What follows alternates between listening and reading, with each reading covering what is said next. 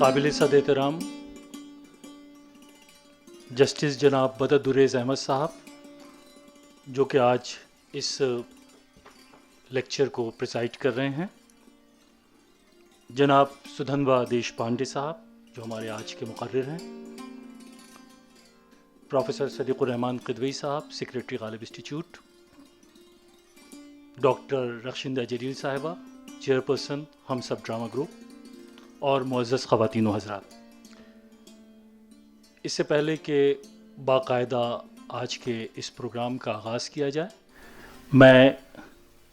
हम लोगों ने थोड़ी सी एक रस्म बदली है। अब हम अपने मेहमानों का इस्तकबाल गुलदस्ते के बजाय किताबों से करते हैं। तो मैं प्रोफेसर सदीकुर रहमान किदवई साहब से गुजारिश कर रहा हूँ कि वो हमारे आज के मेहमान मुकर्रिर स्पीकर सुधन्वा देशपांडे साहब की खिदमत में गालिब इंस्टीट्यूट की एक बहुत ही इम्पॉर्टेंट किताब है गालिब एंड हिज टाइम, वो आपको पेश करें।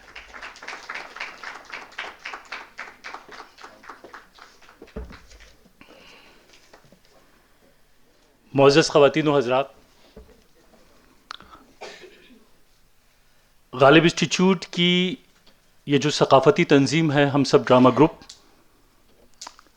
इसकी तरफ से मुनक़िद होने वाले बेगम आबदा अहमद मेमोरियल लेक्चर में मैं इस इदारे की तरफ से और इस तंजीम की तरफ से आपका दिल की गहराइयों से इस्तकबाल करता हूँ, खैर मक़दम करता हूँ, वेलकम करता हूँ। जैसा कि आप देख रहे हैं कि आज का ये जो लेक्चर है उसका मौजू है ज़ुल्मतों के दौर में थिएटर इन डार्क टाइम्स। जैसा कि आप ने देखा कि नहायत ही दिलचस्प मौजू ये लग रहा है, और इस लेक्चर को देने के लिए हमारे साथ मौजूद हैं मशहूर मारूफ राइटर, डायरेक्टर, थिएटर आर्टिस्ट जनाब सुधन्वा देशपांडे साहब। मैं सुधन्वा देशपांडे साहब का भी इस मौके पर इस्तकबाल करता हूँ, शुक्रिया अदा करता हूँ कि आपने अपना कीमती वक्त आज के इस लेक्चर के लिए हमें इनायत किया। हज़रात, हमें ये बेइंतहा खुशी हो रही है कि आज के इस लेक्चर के सदारती फरीज़े को अंजाम दे रहे हैं गालिब इंस्टीट्यूट के चेयरमैन और जम्मू कश्मीर के साबिक़ चीफ जस्टिस जनाब बदरुद्दीन अहमद साहब। हम आपका भी सर इस्तकबाल करते हैं। इस मौके पर हम सब ड्रामा ग्रुप की चेयरपर्सन डॉक्टर रखशिंदा जलील साहिबा भी मौजूद हैं, आपका भी हम इस्तकबाल करते हैं। हम आपकी भी गुफ्तगू से मुस्तफ़ीद होंगे। प्रोफेसर सदीकुर रहमान किदवई साहब सेक्रेटरी गालिब इंस्टीट्यूट जो डायस पे बैठे, सर हम आपके भी शुक्रगुजार हैं। उसके अलावा हमें बहुत ही खुशी हो रही है कि मोहतरमा समीना शाहीन खान साहिबा जो ख़ास तौर से अमेरिका से इस मौके पर आई हैं, जो बेगम आबदा अहमद साहिबा की साहबजादी हैं, हम दिल की गहराइयों से आज के इस जलसे में आपका इस्तकबाल करते हैं और आपका शुक्रिया अदा करते हैं। हमने आपकी ये जो आने की टाइमिंग थी उसी हिसाब से इस लेक्चर को ऑर्गेनाइज़ किया था। हम आपका खैर मक़दम करते हैं। हज़रात, 1974 में, बस 2-3 मिनट में आपका लूँगा, हम सब ड्रामा ग्रुप की बुनियाद बेगम आबदा अहमद साहिबा ने रखी थी, जो उस वक्त मुल्क की पहली खातून अव्वल थी। दोस्तों, मैं इस बात को बराबर कहता रहता हूँ और इस वक्त भी कहना मुनासिब समझता हूँ कि जिस वक्त बेगम आबदा अहमद साहिबा ने हम सब ड्रामा ग्रुप की बुनियाद रखी थी, उस वक्त हमारी सकाफ़ती सरगर्मियों का यानी कल्चरल एक्टिविटीज़ का जो दायरा था वो बहुत महदूद था दिल्ली में। ये 70s की बात हो रही है। दिल्ली में आर्ट और थिएटर की महफिलें सजती थी, लेकिन बहुत कम सजती थी। ऐसे वक्त में बेगम आबदा अहमद साहिबा ने इस बात को महसूस किया कि अगर हमने अपनी सकाफ़ती विरासत को फरामोश कर दिया तो हमारी शनाख्त ख़त्म हो जाएगी। लिहाजा उन्होंने इन्हीं तमाम बातों को मद्देनज़र रखते हुए हम सब ड्रामा ग्रुप की बुनियाद रखी। और हज़रात, मैं बड़े वसूख के साथ ये कह सकता हूँ कि वो पौधा जो उन्होंने 1974 में लगाया था, आज एक तनावर दरख्त की शक्ल में हमारे सामने मौजूद है, और इसकी एक्टिविटीज से आप सभी लोग वाकिफ हैं। और ये दरख्त हमारी गंगा जमनी तहजीब और हमारी रिवायात और हमारी सकाफती सरगर्मियों के इस्तेहकाम में बड़ा अहम रोल अदा कर रहा है मौजूदा दौर में। यही वजह है कि हमने आज के इस लेक्चर को बेगम आबदा अहमद साहिबा के नाम मंसूब किया। ये तीसरा लेक्चर है। मैं बेगम साहिबा के बारे में सिर्फ एक बात कहना चाहता हूं कि जब भी दिल्ली की या मुल्क की सकाफती तारीख लिखी जाएगी तो आपके कंट्रीब्यूशन को, आपकी खिदमात को कभी भी फरामोश नहीं किया जा सकता, बल्कि सुनहरे हुरूफ के साथ लिखा जाएगा। हजरात, इस लेक्चर के वक़ार में मज़ीद इजाफा हो गया कि जब सुधन्वा देशपांडे साहब ने हमारी दरख्वास्त को कबूल किया। आज यहाँ मौजूद हैं सुधन्वा देशपांडे। आर्ट, थिएटर और फ़नून लतीफ़ा का जो मैदान है, जो फील्ड है, उसमें किसी भी तरह से तारुफ के मोहताज नहीं है। आप जानते हैं उनका तारुफ मुझ जैसे कम इल्म के लिए बहुत ही मुश्किल है। एक थिएटर आर्टिस्ट की हैसियत से आपने तकरीबन 100 से ज़्यादा ड्रामों में 4000 मरतबा अपने फन का मुजाहरा किया। ड्रामा क्रिटिक की हैसियत से आपके बेशुमार आर्टिकल्स लीडिंग जर्नल्स, न्यूज़पेपर में पब्लिश होते रहते हैं, जिसको हम देखते रहते हैं, पढ़ते रहते हैं।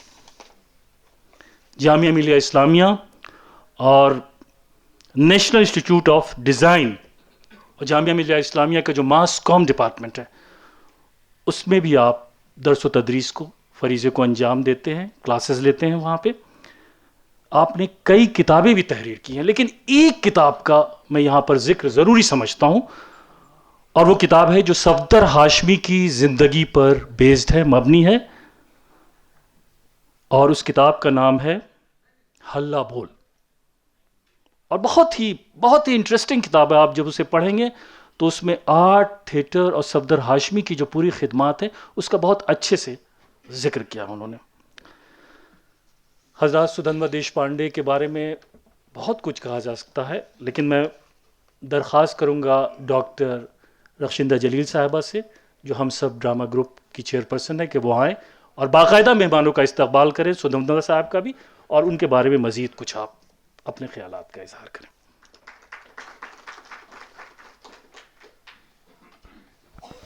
ख़वातीन हज़रात आदाब, आप सबको यहाँ देख के बहुत खुशी हो रही है।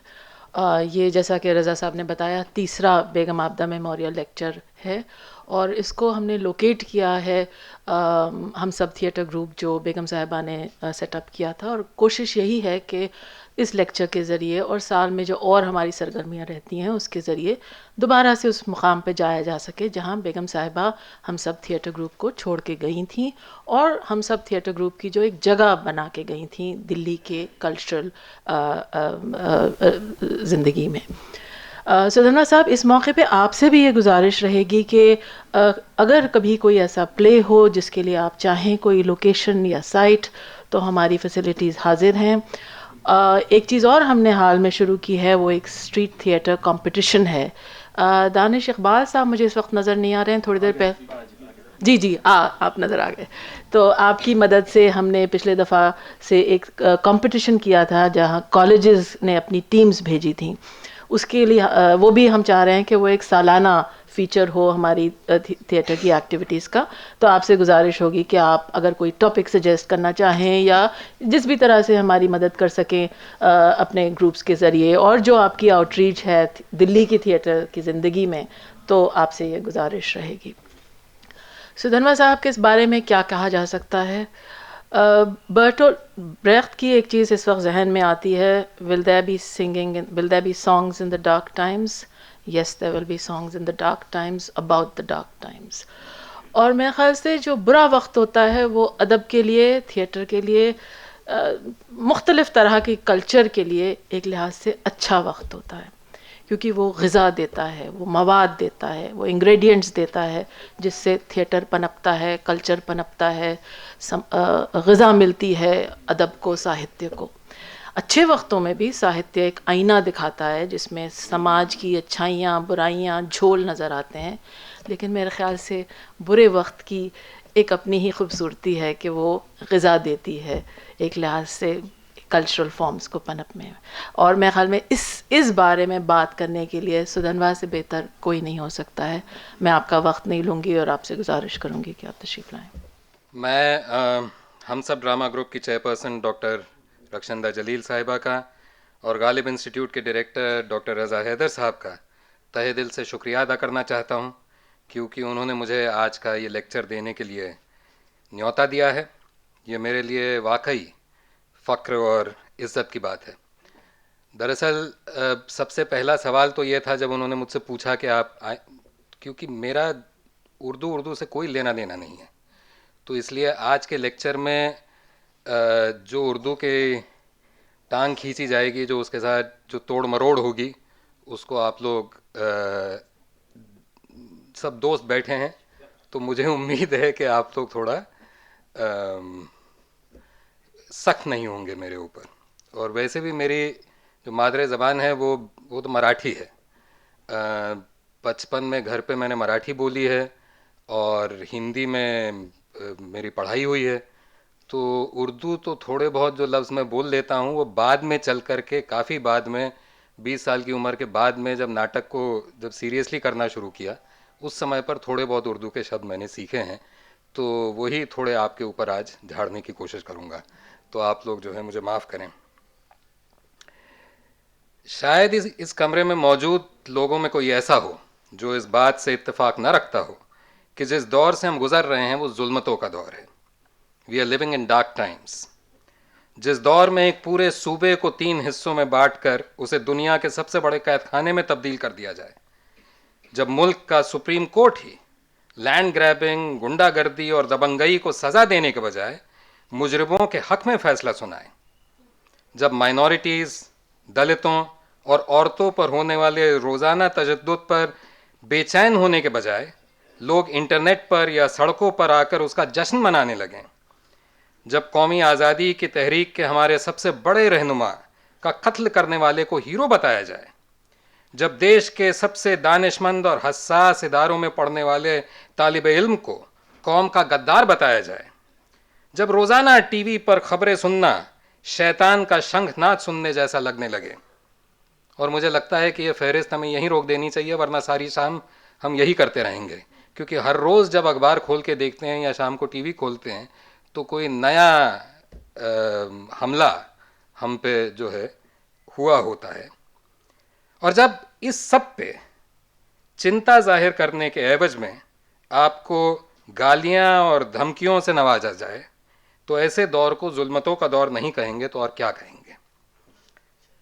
जुल्मतों के दौर में थिएटर इन डार्क टाइम्स, मुझे उस मौजू पर बोलने के लिए यहाँ बुलाया गया है। मैं कोई स्कॉलर या एकेडमिशियन तो हूँ नहीं, बस एक अदाकार हूँ, एक्टर हूँ। मेरा काम है कहानियाँ गढ़ना और सुनाना, ड्रामे में भी और ज़िंदगी में भी। आज की बातचीत का टाइटल मैंने जर्मन मार्क्सिस्ट नाटककार और कवि बर्टोल्ट ब्रेख्ट से उधार लिया है, जैसे कि डॉक्टर रक्षंदा जलील ने अभी कहा। जब पूरी जर्मन कौम हिटलर के स्याह साए में आ चुकी थी तो ब्रेख्ट को भी जर्मनी छोड़ना पड़ा। वो बताते हैं कि उन दिनों में उन्होंने मुल्क कुछ ऐसे बदले जैसे लोग जूते बदला करते थे। अपनी कविता सिंगिंग इन डार्क टाइम्स में ब्रेख्ट पूछते हैं, and will they be singing in dark times? और फिर जवाब में कहते हैं, yes they will be singing of the dark times. क्या जुल्मतों के दौर में भी गीत गाए जाएंगे? जी हाँ, जुल्मतों के दौर के ही गीत गाए जाएंगे। लेकिन सवाल यह है कि जुल्मतों के दौर में गीत कैसे गाए जाएं? ये गीत किस बारे में हो? जब सारी फिजा में जहर हो और दिल दर्द से चाक चाक हो तो सुर कहां से आए? जब गाने वाली आवाजों को खामोश किया जा रहा हो तो गाने का हौसला कहां से आए? फलस्तीन की आवाम के सबसे अजीज शायर महमूद दरवेश लिखते हैं, लेखन एक पिल्ला है हवा में मुंह मारता हुआ। लेखन एक पिल्ला है हवा में मुंह मारता हुआ। लेखन चोट करता है बिना जख्म किए। तो हम भी अपने गानों से अपने किस्से कहानियों से हवा में मुंह कैसे मारें, कैसे चोट दें बिना जख्म दिए। मैं नाटक किया करता हूं, खुले में, बस्तियों और पार्कों में, सड़क के नुक्कड़ और चौराहों पर, स्कूलों और कॉलेजों में, फैक्ट्रियों के गेटों पर, और हर जगह इन्हीं सवालों से मुझे सबसे ज़्यादा जद्दोजहद करनी पड़ती है। और आज भी यही सवाल मेरे जहन को घेरे हुए हैं। बहरहाल, मेरे उस्ताद हबीब तनवीर साहब ये कहा करते थे कि अगर किसी को बोरियत से मारना है तो उसे नसीहत दो, लेकिन अगर उसके जहन पर असर डालना है तो उसे कहानियां सुनाओ। तो चलिए, आज मैं आपको कुछ कहानियां सुनाने वाला हूं। 1942-43 की बात है। बंगाल एक भयानक कहत की गिरफ्त में था, अकाल की। चित्त प्रसाद और जैनुल आबिदीन के बनाए चित्रों और सुनील जाना की खींची तस्वीरों से लोग वाकिफ हैं। इस कहत का संगीत और थिएटर की दुनिया पर भी गहरा असर पड़ा। संगीतकार ज्योतिरेंद्र मोइत्रा लिखते हैं, और ये उनका कोट है, अकाल का सिंह साया पूरे बंगाल पर पड़ा, खासतौर से कलकत्ता शहर पर। खुद को बंद दरवाजों के पीछे महफूज रखना मुमकिन ही नहीं था। ड्रामों की रिहर्सल और उन पर बहसें छोड़कर हम सड़कों पर उतर आए। जहां देखो एक ही नजारा था, हजारों लाखों कंगाल फ्यान दाओ, मतलब मांड दो, चीखते हुए रो रहे थे। पेट में भूख की मरोड़े लिए किसान और उनकी जगधात्री सी औरतें शहर तो आ गए, पर उनको पका हुआ भात मांगने की हिम्मत न थी। वे सिर्फ भात का पानी, सिर्फ मांड मांगते थे। यह इंसानियत के गाल पर एक तमाचा था। एक दिन सड़क के किनारे मैंने एक औरत की लाश देखी। उसका मासूम भूखा बच्चा उसकी छाती को चूसता, हिचकोले खाता रो रहा था। इस मंजर ने मेरे पूरे जहन को झकझोर दिया। मैं चिल्लाया, नहीं नहीं नहीं। लड़खड़ाता मैं भागा और अपने आप से कहता रहा, नहीं, हम यूं लोगों को मरने नहीं देंगे, हम आवाज उठाएंगे। बस वहीं शुरुआत हुई। मुझे याद नहीं कि मैं किसके घर गया, कहां से हारमोनियम लिया, किससे कागज और कलम मांगी। नोबोजीबनेर गान की रचना यूं ही शुरू हुई थी। नोबोजीबनेर गान इप्टा यानी इंडियन पीपल्स थिएटर एसोसिएशन का एक सॉन्ग ड्रामा था, एक बैले जैसा था, जिसमें कि बंगाल का जो अकाल था उसका चित्रण था। इसी तरह एक दिन बिजोन भट्टाचार्य, जो उस वक्त कलकत्ते में एक युवा पत्रकार थे, सड़क पर चले जा रहे थे। चारों ओर भूख और मौत का नंगा नाच हो रहा था। लगता था पूरा शहर कंकालों से भरा है। जिंदा कंकाल, भीख मांगते हुए, दर्द से कराहते हुए। ऐसे मंजर को देखना, इन लोगों से आंखें मिलाना नामुमकिन जान पड़ता था। इसलिए बिजोन भट्टाचार्य सिर झुकाए, बिना ऊपर देखे, बस अपने पैरों की ओर घूरते हुए चलते थे। आदमी घोड़े की तरह बिना दाएं बाएं देखे चल तो सकता है, लेकिन कान कैसे बंद करे? आवाज तो हवा पे चलती है, हवा को कौन रोके? रोज ही उन्हें रोने, सिसकने और विलाप की आवाजें सुनने की आदत सी हो गई थी। इसलिए उस दिन खिलखिलाकर हंसने की आवाज सुनकर बिजोन भट्टाचार्य अचंभित हुए। ध्यान से सुना तो पता चला एक भूखा परिवार गांव की याद कर रहा था, और सिर्फ गांव की नहीं, बल्कि धान की पहली कटाई की जो खास सौंधी महक होती है, उसकी याद कर रहा था, और उस याद से खुशी पा रहा था। जरा सोचिए, महज धान की कटाई की महक, सिर्फ महक, सर्द दिलों को गर्माहट दे रही थी। यह कैसी विकराल भूख रही होगी। अगले दिन जब बिजोन भट्टाचार्य उसी जगह से गुजरे, तो आज भी उनके कान उन्हीं आवाजों को खोज रहे थे। लेकिन आज न तो वो हंसी सुनाई दी, न ही वो आवाजें। उन्होंने नजर उठा के न कल देखा था, न आज ही देख रहे थे। सो पता नहीं चला कि वो परिवार कहाँ गया, जिंदा है या मर गया। लेकिन उस वाक़ये ने उनके दिल पर ऐसा गहरा असर किया कि उसने एक ड्रामे की शक्ल ली। यही इप्टा का सबसे मशहूर ड्रामा था नबान्नो, जिस पर आधारित फिल्म भी इप्टा ने प्रोड्यूस की थी, धरती के लाल नाम से। उसमें बलराज साहनी ने बहुत शानदार रोल किया था। नबान्नो में एक अहम रोल अदा कर रही थी तृप्ति मित्रा। तृप्ति एक शहरी लड़की थी, उनका गांव से कुछ ज़्यादा लेना देना नहीं था। उन्हें ड्रामे में ग्रामीण महिला का किरदार अदा करना था। लोग कहते हैं कि उन्होंने यह किरदार ऐसा शानदार निभाया था कि देखने वालों के लिए ये इस बात पर यकीन करना नामुमकिन था कि वो सचमुच एक किसान परिवार की बेटी नहीं है। बरसों बाद जब किसी ने तृप्ति मित्रा से पूछा कि आपने वो रोल इतना बखूबी कैसे निभाया, तो तृप्ति मित्रा ने एक वाकया सुनाया। वाकया कुछ यूं था। एक दिन तृप्ति कहीं जा रही थी, कलकत्ते की सड़क पे। रास्ते में उन्होंने देखा कि एक शादी हो रही है। उसमें बड़ी तादाद में मेहमानों के लिए भोज तैयार हो रहा था। अकाल में भोज, हैरानी की बात लगती है ना, लेकिन लगनी नहीं चाहिए, क्योंकि यह अकाल कुदरती कारणों से नहीं हुआ था, बल्कि अंग्रेज सरकार की नीतियों का नतीजा था। और इन नीतियों से हमारे देश के एक बहुत छोटे से तबके को बहुत बड़ा फायदा हुआ था, जो बेशुमार दौलत कमा रहा था, अकाल के बावजूद, या यूं कहें कि अकाल की वजह से। आपको अगर ये लगे कि उस ज़माने की अंग्रेज़ सरकार की पॉलिसियाँ और आज के हमारे निज़ाम की पॉलिसियों में कुछ खास फ़र्क नहीं है, तो आपको दोष नहीं दे सकते। खैर, तृप्ति मित्रा शादी के पंडाल के बगल से चली जा रही थीं कि उनके सामने अचानक एक हैरत अंगेज वाक़या पेश आया। शादी के हलवाई ने भात पकाने के बाद उसका मांड नाली में बहा दिया। पास ही एक छोटी सी बच्ची और उसकी जवान मां थी। भूख से व्याकुल बच्ची नाली की तरफ लपकी, पर इससे पहले कि वो मुंह लगाकर उसे पीती, किसी ने धक्का देकर उसे परे किया।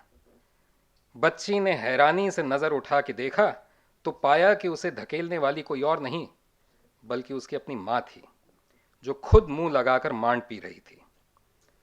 एक पल को बच्ची हक्का बक्का हुई, और उसी पल उसकी मां को भी होश आया। उसे एहसास हुआ कि उसने क्या किया है।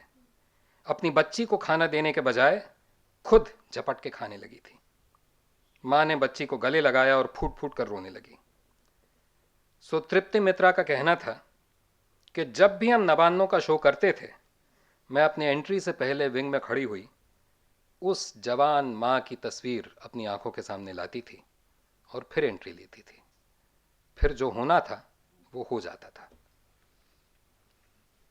इस नाटक का, नबान्नो का, भारत के इतिहास में एक बहुत बड़ा रोल है। एक ऐसे ज़माने में जब जंग के चलते अखबारों पर बहुत सी बंदिशें आयत थीं, जब खुल के बात करना बेहद मुश्किल था, उस स्याह दौर में ये नाटक ही था जो बंगाल की उस हौलनाक कहत की सच्चाई मुल्क के सामने लेकर आया। हजारों लोगों ने नाटक को देखा और इस कहत के मारों के लिए हजारों की रकम और चीज़ें जमा की। अगर इप्टा का नबान्नो नाटक ना होता, अगर कम्युनिस्ट पार्टी का अखबार पीपल्स वॉर और उसमें पीसी जोशी के लेख, चित्तो प्रसाद और जैनुल आबिदीन के चित्र और सुनील जाना की तस्वीरें न छपती, तो बाकी मुल्क शायद बंगाल के इस अलमिये से बेखबर ही रह जाता। ये बातें 1942-43 की हैं। आइए अब 40 साल की छलांग लगाते हैं और पहुंचते हैं हमारे अपनी दिल्ली में, 1984 की दिल्ली में। उस साल आप सभी जानते हैं, 31 अक्टूबर को हिंदुस्तान की वज़ीर आज़म इंदिरा गांधी की उन्हीं के बॉडीगार्ड्स ने गोली मारकर हत्या कर दी थी।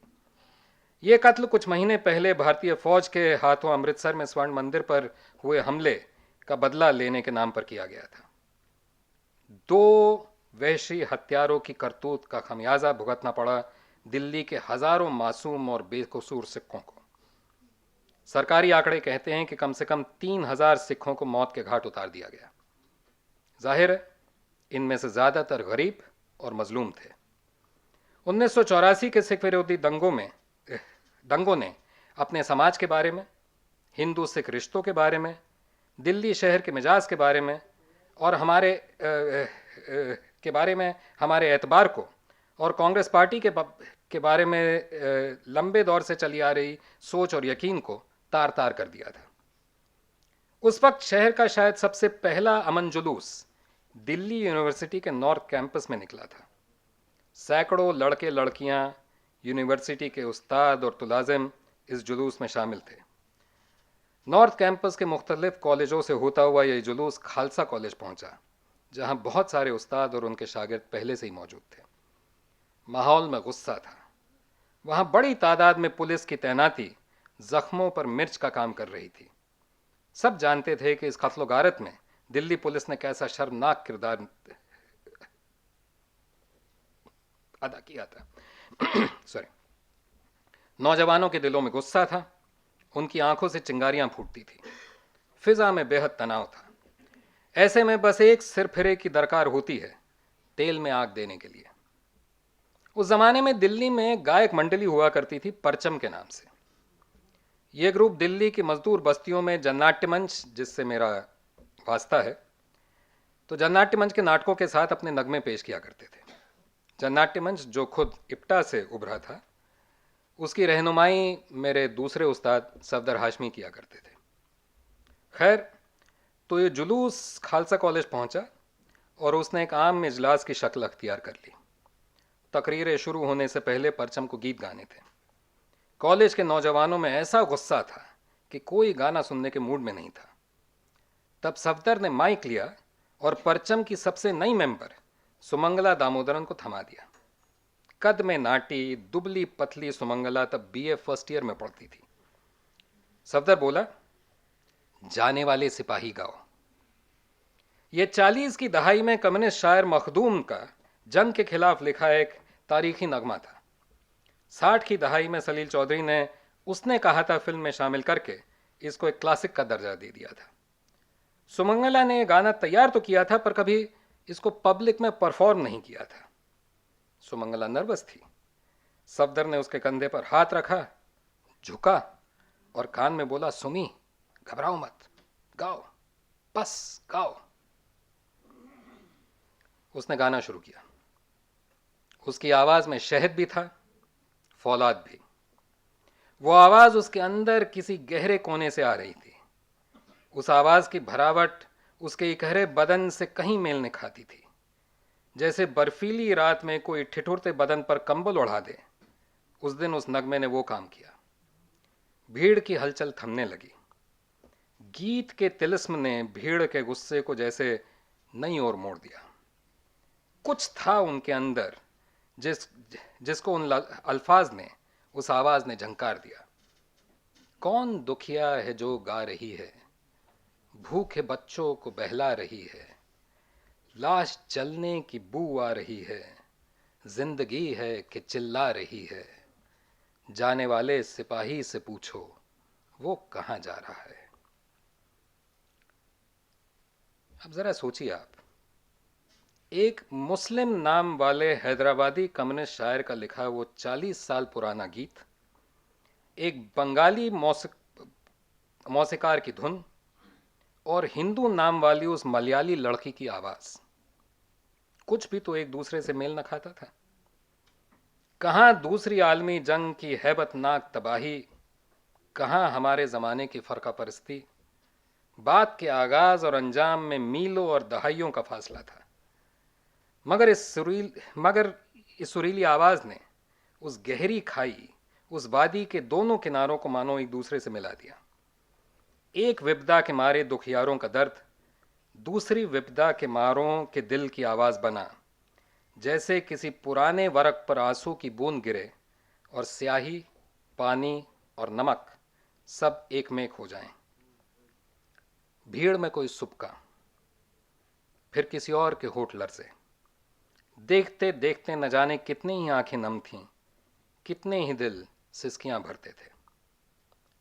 और फिर 4 साल बाद खुद सफदर कत्ल हुआ। 1 जनवरी 1989 को हम यानी जननाट्य मंच के लोग झंडापुर साहिबाबाद गए थे मजदूरों के बीच नाटक करने।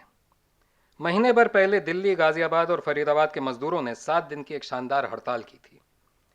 दिल्ली के मजदूर तहरीक की ये आज तक की सबसे बड़ी हड़ताल है। इसी हड़ताल की देन है कि आज दिल्ली में न्यूनतम वेतन पूरे मुल्क में सबसे ज़्यादा है। हमने इसी हड़ताल के हक में एक नाटक तैयार किया था और खेला था। नाम था चक्का जाम। हड़ताल के बाद सफदर का मानना था कि हमें एक और नाटक लेकर मजदूरों के बीच जाना चाहिए। इस नए नाटक का नाम था हल्ला बोल। 1 जनवरी 1989 का दिन इतवार था। दिल्ली अभी गैस चेंबर में तब्दील नहीं हुआ था, सो जाड़े के अपने मजे होते थे।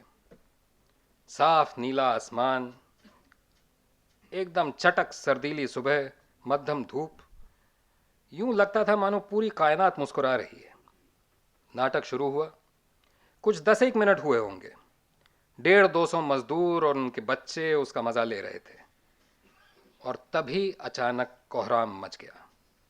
एक टुच्चे लोकल गुंडे की अगुवाई में कोई 30-40 शोहदों ने हम पर लाठियों और सरियों से हमला किया। इस हमले में सफदर शहीद हुआ, लेकिन इससे पहले उसने 8-9 जानें बचाईं। एक मजदूर राम बहादुर, जो बेचारा नेपाल से अपनी रोटी रोजी कमाने आया था और जिसकी बीवी ने कुछ ही महीने पहले एक नन्हे से बच्चे को जन्म दिया था, बेवजह कातिलों की गोली का शिकार हुआ। राम बहादुर की मौत मौके पर ही हो गई और सफदर ने अगले दिन यानी 2 जनवरी की रात को दिल्ली के एक अस्पताल में दम तोड़ा। सफदर सिर्फ 34 बरस का था। एक हसीन नौजवान, पक्का कम्युनिस्ट बेमिसाल फनकार, जो लेखक, अदाकार, निर्देशक, गीतकार, फिल्मकार, गायक और डिजाइनर सब था। एक हर दिल अजीज इंसान, सबका यार। और क्या कहूं, लफ्ज कम पड़ जाते हैं ऐसे शख्स के लिए। सॉरी। उन जाहिल दरिंदों की लाठियों ने इस गैर मामूली इंसान को तो हमसे छीन ही लिया, लेकिन उस शमा को नहीं बुझा पाए जो सफदर ने जलाई थी।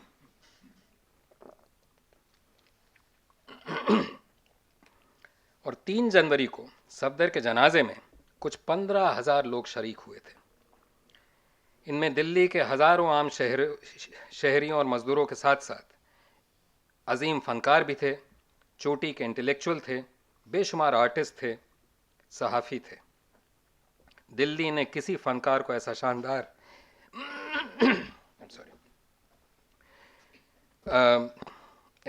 आखिरी सलाम शायद ही पेश किया हो।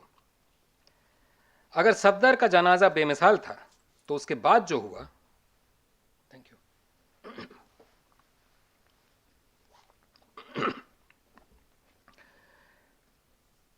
अगर सफदर का जनाजा बेमिसाल था तो उसके बाद जो हुआ वो तो अल्फाज के परे था।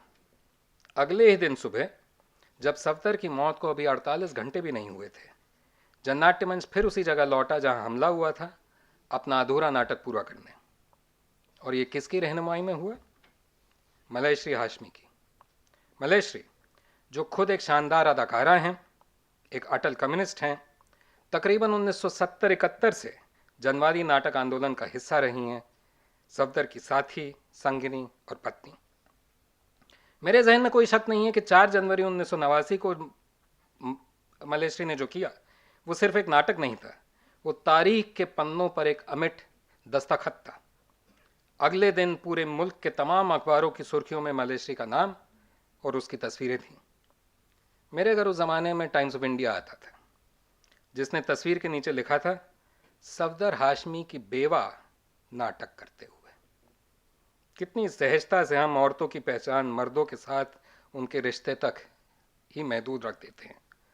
एक मजदूर बस्ती के खूनी तिराहे पर मलयश्री ने नाटक इसलिए नहीं खेला था कि सफदर उसका महबूब, दोस्त, हमराह और शौहर था, बल्कि इसलिए कि मलयश्री खुद तकरीबन 2 दहाई से अवामी सकाफती तहरीक का हिस्सा थीं और उस तहरीक की ओर और अपने मजदूर दर्शकों की ओर उसका एक अटल कमिटमेंट था, और आज भी है। आने वाले दिनों में शायद ही कोई ऐसा शहर या कस्बा रहा हो जहाँ इस हमले और सफदर की शहादत के खिलाफ जुलूस न निकले हों, जलसे न हुए हों, तकरीरें न हुई हों, लेकिन ये विरोध की आग पूरे मुल्क में नहीं फैलती अगर मलेश्वरी वो न करती जो उसने किया। यूं तो थिएटर क्षणभंगुर होता है, एक सपना, माया, धुएं का छल्ला होता है, पर उस दिन थिएटर ठोस था, उसमें महक थी, पहले धान की खेती की महक। आज जब हम फनकारों और दानश्वरों पर हमलों के इतने आदी हो चुके हैं कि लोग मजाक में ही क्यों ना हो कभी कभी हमसे पूछ लेते हैं, अरे साहब आप तो खुलेआम सरकार के खिलाफ नाटक करते हैं, फिर भी आपकी हड्डी पसली सलामत कैसे है? तो ये सोचकर हैरानी होती है कि सफदर की मौत पर कितने हजारों लोग सड़कों पर उतरे थे। और फिर सच कहूं तो अपनी हैरानी पर फिर हैरानी होती है। लेकिन बदलाव लाने की खातिर हमें गुड ओल्ड डेज को याद करके जज्बाती होने से कोई फायदा नहीं होता, बल्कि बैड न्यू डेज से जूझने के लिए कमर कसनी है। और अगर हमें इन बैड न्यू डेज से जूझना है तो लाजमी है कि हड्डी पसली सलामत रहे। कुछ 3-1 साल पहले हमने फ़लस्तीन के मशहूर मसराउल हुर्रिया यानी द फ्रीडम थिएटर के साथ काम किया। फ़लस्तीन में वेस्ट बैंक के जनीन शहर में यह थिएटर है। इसे शुरू करने वाले जो 3 लोग थे उनमें एक स्वीडिश आदमी था जिसका नाम है जोनाथन स्टांचक, एक इजरायली था जुलियानो मेरखामिस और एक फ़लस्तीनी था ज़कारिया ज़ुबैदी। जोनाथन एक नर्स की हैसियत से फ़लस्तीन में काम करता था और खुद यहूदी है।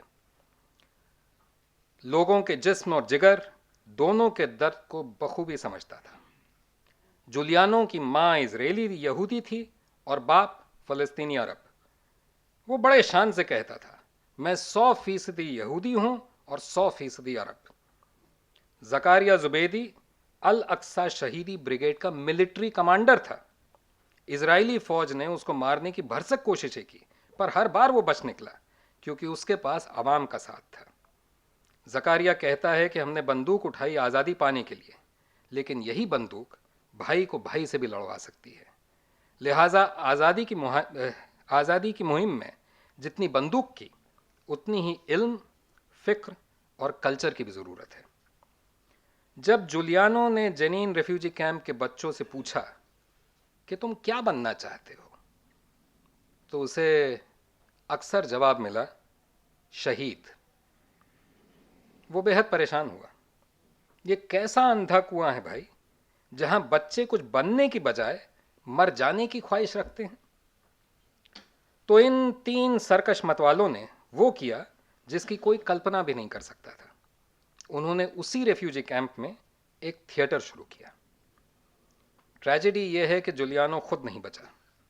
2011 में एक नकाबपोश वहशी ने उसके जिस्म को एन थिएटर के सामने वाली गली में बंदूक की गोलियों से छलनी कर दिया।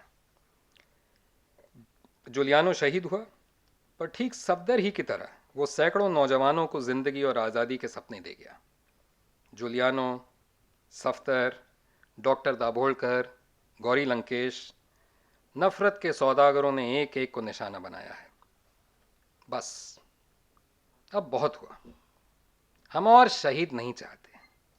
हम चाहते हैं कि हमारे सारे कलाकार और सारे दानिशमंद लंबी जिंदगियां पाएं और हमें अपने फन और ख्यालों से मालामाल करते रहें। इसलिए मुझे लगता है कि आज हमें कुछ चालाकी से, कुछ चतुरता से काम लेना है। हाल ही में जो महाराष्ट्र में ड्रामा हुआ वो आप सबने देखा, और जैसा मैंने शुरू में आपसे कहा कि मेरी मादरी ज़बान भी मराठी है, तो वाजिब होगा कि मैं आज की आखिरी कहानी महाराष्ट्र से लूँ। अब जैसा कि आप सभी जानते हैं, छत्रपति शिवाजी महाराज मराठी तारीख के और पॉपुलर कल्चर के बहुत बड़े हीरो हैं। महाराष्ट्र में पिछले कुछ बरसों के बेहद कामयाब ड्रामों में से एक का नाम है, और ज़रा गौर फरमाइए, शिवाजी अंडरग्राउंड इन भीमनगर मोहल्ला। जी हाँ, शिवाजी अंडरग्राउंड इन भीमनगर मोहल्ला। तो नाम सुनकर ही लोगों में खलबली मच गई। ये शिवाजी अंडरग्राउंड क्यों है भाई? कौन उसके पीछे है कि उसे अंडरग्राउंड जाना पड़ रहा है? वो भीमनगर में क्यों है?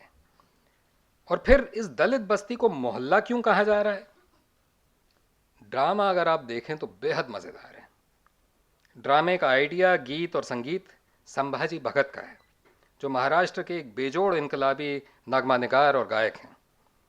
ड्रामा करने वाली टीम जालना नाम के एक छोटे से शहर से है और टीम के ज़्यादातर एक्टर दलित और गरीब किसान परिवारों से हैं। नाटक की शुरुआत में देवताओं के राजा इंद्र बड़े परेशान हैं, क्योंकि राजा शिवाजी जो स्वर्ग में थे धरती पर चले गए। अब वो धरती पे क्यों गए? क्योंकि उनके विचार धरती पे खो गए थे। तो अपने विचारों को वापस जो लाने के लिए शिवाजी धरती पर गए।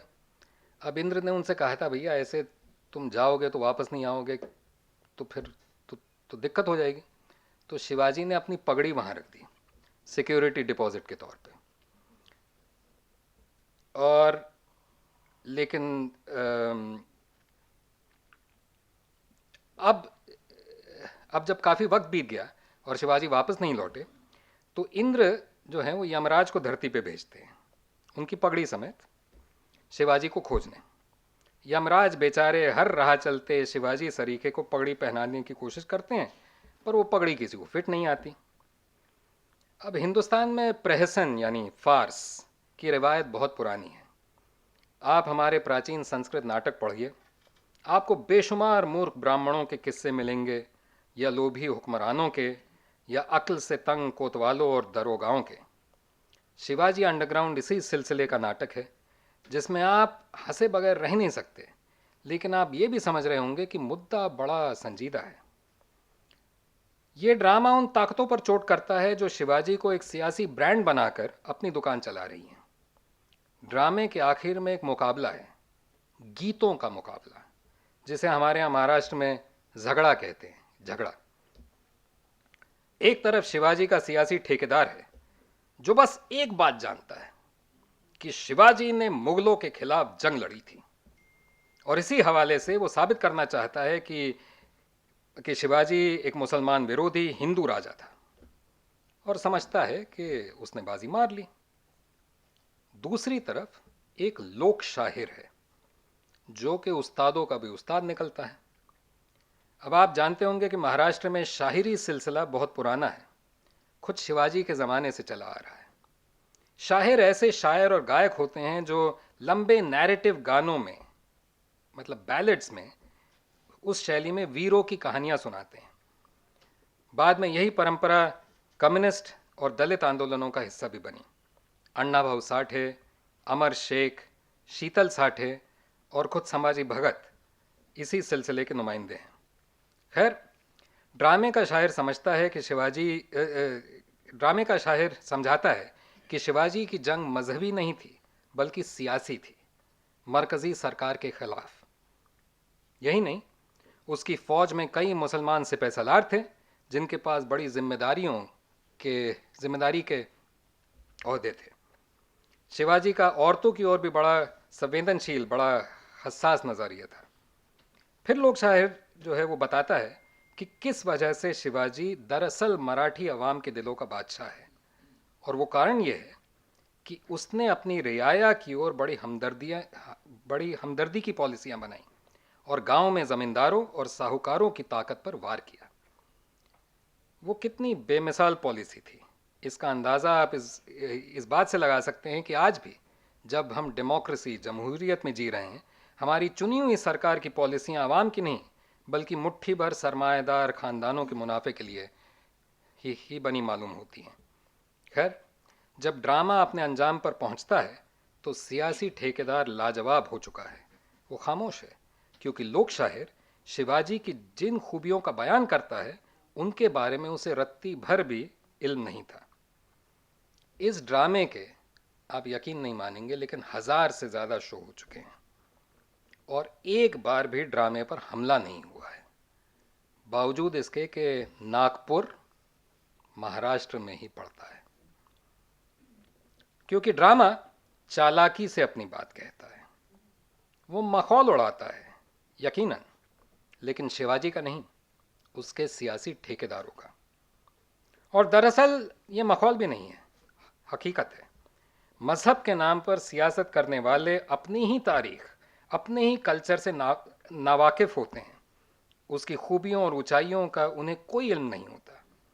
और जब कोई उन्हीं के हीरो के हवाले हंसते हंसाते उनकी टांग खींच जाता है तो बेचारों के पास खिसियानी बिल्ली के माफिक खंबा नोचने के अलावा और कोई चारा नहीं होता।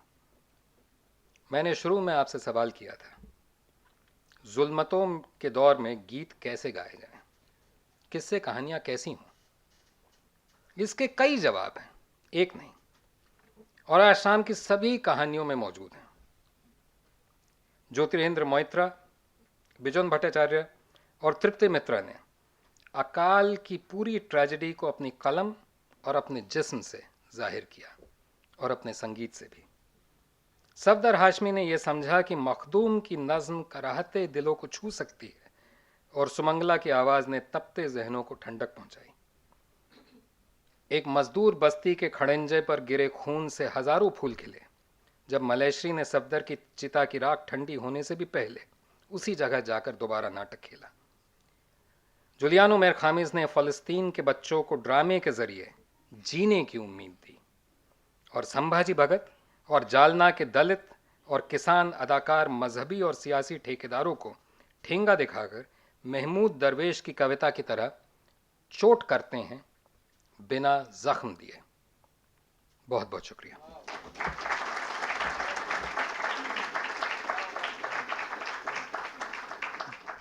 बहुत बहुत शुक्रिया सुधन्वा देशपांडे साहब।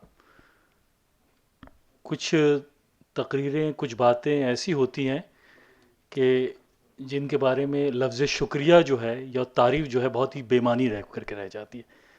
लिहाजा आज के आपके इस लेक्चर की जितनी भी तारीफ़ की जाए वो यकीनन वाक़ईन कम है। बहुत सारे मैसेजेस आपने दिए और वो तमाम मैसेजेस जो हैं हमारे हाफ़ज़ों में पूरी तरह से महफूज हो गए हैं। मुझे पूरी उम्मीद है कि आपका ये लेक्चर जब हम पब्लिश करेंगे तो उससे हमारा जो रेंज है हमारे रीडर्स का और बढ़ेगा, वो आपके लेक्चर से मुस्तफ़ीद होंगे। बहुत बहुत शुक्रिया।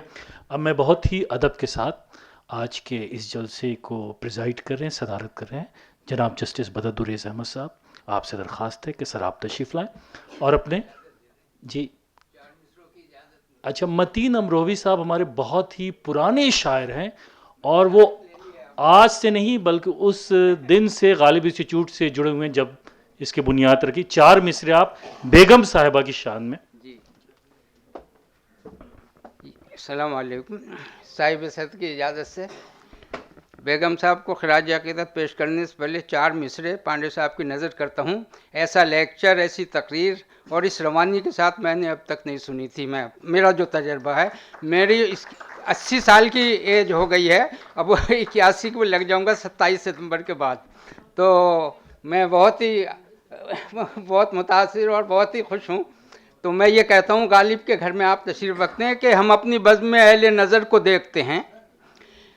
आप मुलाज़ा फरमाएं, हम अपनी बज़्म में अहले नज़र को देखते हैं, वतन के मानवी लालो गोहर को देखते हैं, हम इनकी शक्ल में शम्सो कमर को देखते हैं। यह ऐसी शाम है जिसमें सहर को देखते हैं, यह ऐसी शाम है जिसमें सहर को देखते हैं।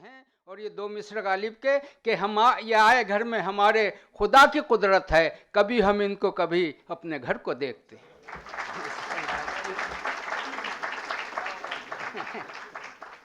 खराज अक़ीदत बेगम मरहूम को। ऐसा लगता है अभी तक आपके सर पर है ताज, ऐसा लगता है अभी तक आपके सर पर है ताज, कर रही हैं आबिदा बेगम हमारे दिल पे राज। ऐसा लगता है अभी तक आपके सर पर है ताज, कर रही हैं आबिदा बेगम हमारे दिल पे राज। आपका योम विलादत है फरिश्तों को भी याद, आपका योम विलादत है फरिश्तों को भी याद, आलम अरवाह में भी आपका है जश्न आज, आलम अरवाह में भी आपका है जश्न आज। ऐसा लगता है अभी तक आपके सर पर है ताज, कर रही हैं आबिदा बेगम हमारे दिल पे राज। बहुत बहुत शुक्रिया मतीन अमरोवी साहब। अब मैं बहुत ही अदब से जनाब जस्टिस बदरुद्दीन अहमद साहब से दरख्वास्त करूँ कि सर आप तशरीफ़ लाएँ।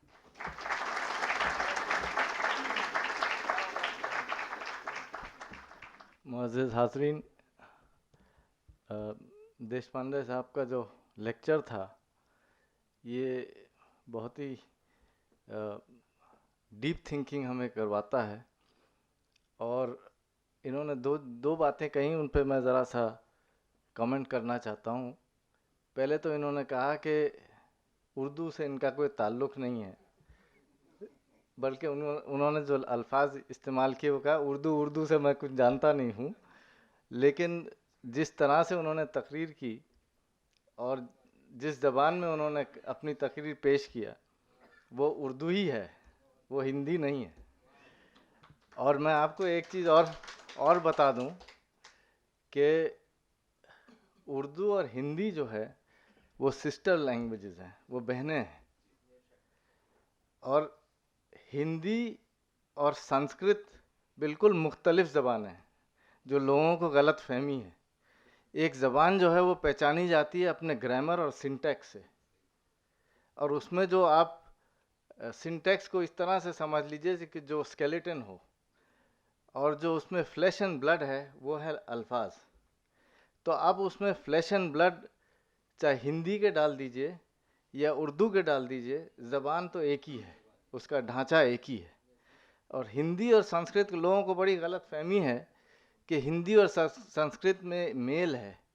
सिर्फ कुछ अल्फाज संस्कृत के हिंदी में आ गए हैं और फारसी के अल्फाज उर्दू में आ गए हैं, लेकिन ज़बानें दोनों एक हैं। तो आपने जिस तरह से ट्रांजिशन करा फ्रॉम हिंदी टू उर्दू, इसी से जाहिर है कि दोनों ज़बानें एक हैं। और जो हिंदी जानता है वो कुछ उर्दू के अल्फाज सीख ले तो वो उर्दू भी जानता है, और जो उर्दू जानता है वो कुछ हिंदी के अल्फाज सीख ले या संस्कृत के अल्फाज सीख ले तो हिंदी भी जानता है। इसमें ये बहुत अहम चीज़ है जो लोगों को मालूम नहीं, और इस पे गौर करना चाहिए। दूसरी बात इन्होंने कही कि ये महाराष्ट्र से ताल्लुक़ रखते हैं, मराठा हैं।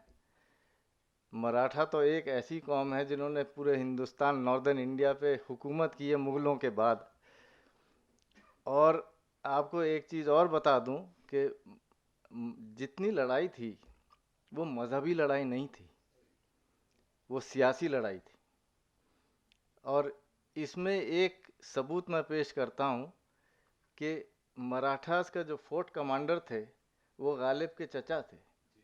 आपको शायद ये नहीं मालूम लोगों को, बट गालिब के चचा जो थे वो मराठास के फोर्ट कमांडर थे, मुग़लों के नहीं थे।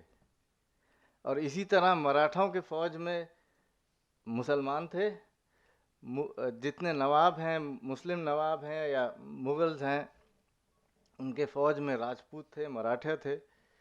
तो ये जितनी पहले की लड़ाइयाँ हैं वो सब सियासी लड़ाई है। ये कम्युनल फाइट जो है वो सिर्फ हम देख रहे हैं, और जो हम बुरे दौर से गुज़र रहे हैं वो इसलिए गुज़र रहे हैं क्योंकि हमें अपने हिस्ट्री के बारे में पूरा इल्म नहीं है। और जिस तरह से, जो तीसरी बात मैं कहना चाहता हूँ कि जब आप बुरे दौर से गुज़र रहे होते हैं और जब आप अच्छे दौर से गुज़र रहे होते हैं, उसमें थिएटर का क्या फ़र्क होता है। जब आप अच्छे दौर से गुज़र रहे होते हैं देन थिएटर बिकम्स इमेजिनरी। जब आप बुरे दौर से गुज़र रहे होते हैं तब ज़िंदगी जो है इमेजिनरी है, फेक है, बट थिएटर इज़ रियल। और वही आपने बात कही, और मेरे ख्याल में थिएटर जो हमें, जिस तरह से आप ख़बरों को देखते हैं, टीवी चैनल्स को देखते हैं, जिस तरह से फेक न्यूज़ आजकल सर्कुलेट हो रही है, तो अब आप थिएटर में जाके देखेंगे तो हकीकत वहाँ मिलेगी आपको। बस मैं आपका फिर से शुक्रिया करता हूँ कि आपने बहुत अच्छा तकरीर यहाँ किया और हमारी सोच को इस डायरेक्शन में ले गए। शुक्रिया बहुत बहुत। बहुत बहुत शुक्रिया जस्टिस जनाब बदरुद्दीन अहमद साहब। हज़रात प्रोफेसर सिद्दीक़ुर रहमान क़िदवई साहब इख्तितामी कलिमात अदा करेंगे और उसके बाद एक प्रोफेसर दानिश इकबाल साहब यहाँ आएंगे, और कुछ दिन पहले हमने एक स्ट्रीट थिएटर फेस्टिवल किया था। वो बहुत ही कामयाब फेस्टिवल था। इसमें तकरीबन 200 स्टूडेंट्स मुख्तलिफ़ कॉलेजेस और यूनिवर्सिटीज़ से आए थे, और उनके बारे में कुछ अपने ख्यालात का इजहार वो करेंगे। तो प्रोफेसर सिद्दीकुर्रहमान किदवई साहब के बाद सर। मोअज़्ज़ज़ ख़वातीन व हज़रात, बदर दुर्रेज़ अहमद साहब ने जो कुछ कहा, मैं समझता हूँ उसी पर इस जलसे का अख्तिताम होना चाहिए। सारी बातें उन्होंने कहीं और सब वो कहीं जो आज के माहौल में बेहद ज़रूरी और रिलेवेंट हैं। और देश पांडे साहब के लेक्चर के बारे में मैं क्या कहूँ, एक ड्रामा निगार का लेक्चर जैसा होना चाहिए, जिसके अंदर ड्रामे की रूह हो। वो महज लेक्चर नहीं था, वो कोई एकेडमिक डिबेट के लिए कुछ उन्होंने नहीं पेश किया था। उन्होंने थिएटर की तारीख को भी सामने रखा और हिंदुस्तान के उन लम्हों की तारीख में थिएटर का जिक्र किया जो हमारे यहाँ बहुत ही अहम हैं। और जिस तरह से किया उन्होंने, वो बिल्कुल वो जो एक ड्रामा निगार को करना चाहिए। तो मैं समझता हूँ ड्रामे की रूह उनके लेक्चर में थी।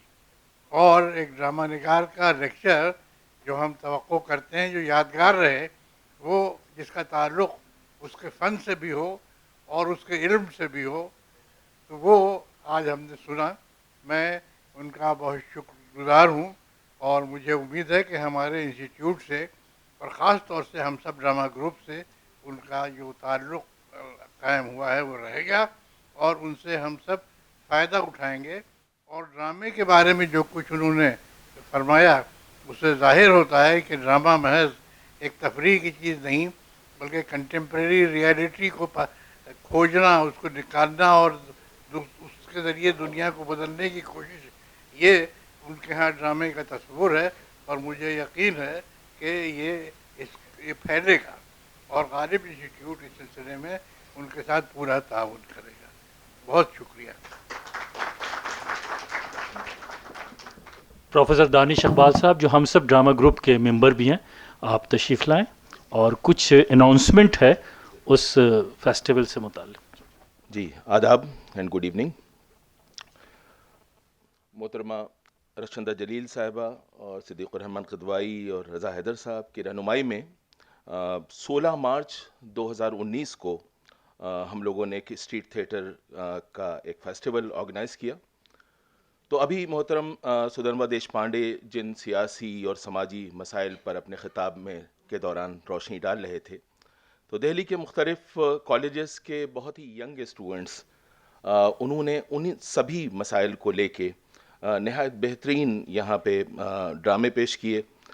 और उसमें सबसे खूबसूरत बात ये थी कि आमतौर से जब हम कोई ड्रामा पेश करते हैं तो उसको कोई बहुत अहम ड्रामा निगार लिखता है, कोई बहुत समझदार जो हिदायतकार है वो हिदायत देता है, और बहुत समझदार उसमें जो अदाकार हैं वो काम करते हैं। ये जो ड्रामे बच्चों ने पेश किए, इनकी खूबी ये थी कि उन्हीं ने खुद ही लिखे थे, खुद ही डायरेक्ट किए थे, खुद ही गा रहे थे, खुद ही सुना रहे थे। और यहाँ पे जितनी बातें अभी देश पांडे साहब ने की, मैं समझता हूँ वो सारी चीज़ें, वो सारे मसाइल बहुत खूबसूरती के साथ नए जो हमारे अदाकार हैं, लिखने वाले हैं, पेश करने वाले हैं, उनकी पेशकश के ज़रिए वो सामने आ सके। जैसे कि मिसाल के तौर पे अभी हमारे शहर में जिस तरह की नस्ली और मजहबी और समाजी तफरीक पाई जाती है, उस पे एक पेशकश थी जो बहुत ही खूबसूरत थी। उसके अलावा माहौलियात और जो फितरी तवाज़ुन के तहफ़्फ़ुज़ का एक मसला है, प्लास्टिक से लेके और वेस्ट से लेके और सफाई को लेके जो भी मसाइल हैं, बच्चे किस तरह से उन चीज़ों को देखते हैं, वो भी उनकी पेशकश से हमारे सामने आया। और आमतौर से समझा जाता है कि दिल्ली के जो बच्चे हैं बहुत प्रिविलेज बच्चे हैं और उनको इल्म नहीं है कि बाकी हिंदुस्तान में क्या हो रहा है। लेकिन गुरु गोविंद सिंह कॉलेज और रुक्मणी देवी इंस्टीट्यूट ऑफ हायर स्टडीज़, इनके जो बच्चे थे, उन्होंने जो कबायली अवाम और इलाक़ों के तहफ़्फ़ुज़ और वहाँ को जो भी चल रहा है इस वक्त, बस्तर से लेके और जगदम्बिकापुर से लेके और उड़ीसा से लेके आसाम तक, अपनी 10 मिनट की पेशकश में पूरी तस्वीर जो है हमारे सामने आ जाती है। बहुत ही खूबसूरत पेशकश उन्होंने यहाँ पे दिखाई। इसके अलावा रैग पिकर्स की जो ज़िंदगी है और उनके जो मसाइल हैं, किस तरह से माइग्रेट करके मज़दूरी की तलाश में लोग दिल्ली में आते हैं और किस तरह से वो रैक पिकर्स बन जाते हैं। ये एक बहुत ही खूबसूरत पेशकश थी जो कि अनुभूति, जो कि जानकी देवी मेमोरियल कॉलेज है, इसकी बच्चियों ने जो है इसे पेश किया था। चांदनी कुमार यहाँ पे हैं शायद कहीं पे, जी चांदनी जी। चांदनी कुमार ने बहुत ही खूबसूरत इसमें रोल प्ले किया था। आप आगे आ जाइए प्लीज़, जी यहाँ पे आ जाइए आगे। और हमारे जजेस ने ये पाया कि ये उसकी बेहतरीन अदाकारा थी। आज हमारे साथ हैं, बैठिए प्लीज़, जी आप बैठिए, जी जी। इसके अलावा इप्टा की एंट्री थी जो कि सहारनपुर से आई थी, और रुद्र एक ग्रुप है PG DAV college morning college का, उनका एक बहुत ही बेहतरीन यहाँ पे ड्रामा पेश किया गया। तो इसमें 3 प्राइजेस थे जो कि फर्स्ट, सेकंड और थर्ड प्राइजेस थे। उसके अलावा एक सर्टिफिकेट ऑफ मेरिट था जो कि अनुभूति, जो कि जानकी देवी मेमोरियल कॉलेज की टीम थी, उनको दिया गया। तो मैं अब दरख्वास्त करूँगा मोहतरम देश पांडे साहब से कि वो चांदनी कुमार को जी बेहतरीन अदाकारा का ये सर्टिफिकेट दें। जी आइए।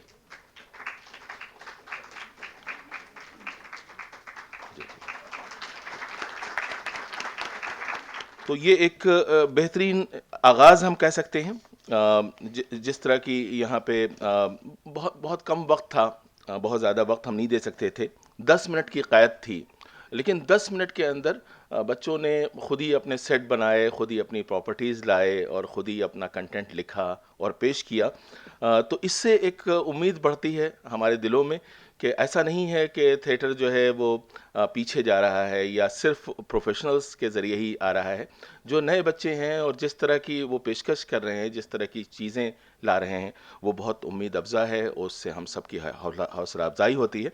और हम उम्मीद करेंगे कि इस साल भी, यानी कि 2020 में भी हम इस तरह का एक फेस्टिवल फिर से आपके सामने पेश कर सकें, और आपसे हम उम्मीद करेंगे कि आप भी उसमें शिरकत करेंगे और बच्चों की हौसला अफजाई करेंगे। नवाज़िश, शुक्रिया। बहुत बहुत शुक्रिया प्रोफेसर दानिश इकबाल साहब। हजरात, अब इजहार तशक्कुर का वक्त आ गया है और मेरे लिए बड़ी परेशानी होती है कि मैं किस किस का नाम लूँ। मेरे पीछे अज़ीज़ कुरैशी साहब बैठे हुए हैं जो सबसे पीछे हमेशा इतना ज़बरदस्त कंट्रीब्यूशन है स्ट्रीट फेस्टिवल्स से रिलेटेड और ड्रामा, आर्ट, थिएटर, कल्चर सब में, लेकिन हमने देखा है कि जब भी प्रोग्राम में आए हमेशा सबसे पीछे आके बैठते। इतनी इनकिसारी आप में। सर, मैं आपका दिल की गहराइयों से शुक्रिया अदा करता हूँ कि आप तशरीफ़ लाए, और हमें बेइंतहा खुशी हो रही है कि वो टीम भी हमारे पास मौजूद है कि गालिब की वापसी की टीम, अब्बास हैदर साहब, ज़ुबैर सनम साहब यहाँ मौजूद हैं, आपका भी शुक्रिया। हमें बेइंतहा खुशी हो रही है कि मोहतरमा सबादुर्रेज़ अहमद साहिबा, ट्रस्टी गालिब इंस्टीट्यूट, आप भी मौजूद हैं। ख्वाजा शाहिद साहब, काजिम साहब जो हम सब ड्रामा ग्रुप के मेंबर हैं, आसिफ नकवी साहब, जग्गी साहब जो हमारे मोहसिनीन में से हैं, जिन्होंने इस इदारे को पूरी इस्टेब्लिशमेंट जिन लोगों ने बड़ा रोल अदा किया उसमें से जग्गी साहब भी हैं, फ़ारूक अरगली साहब, खालिद अलवी साहब, एजाज साहब बैठे हैं, मज़हर महमूद साहब, शाहनवाज साहब, 63 साल की उम्र हो गई है इनकी, और इन्होंने NSD में जा कर के आज के इस प्रोग्राम का पोस्टर लगाया। उन्होंने खुद कहा कि मुझे दीजिए, मैं जाके पोस्टर लगाऊंगा। हम आपका शुक्रिया अदा करते हैं। गालिब की वापसी का बहुत ही इम्पॉर्टेंट कैरेक्टर। सब हजरात जो बैठे हुए सभी हमारे लिए बहुत ही अहम लोग हैं।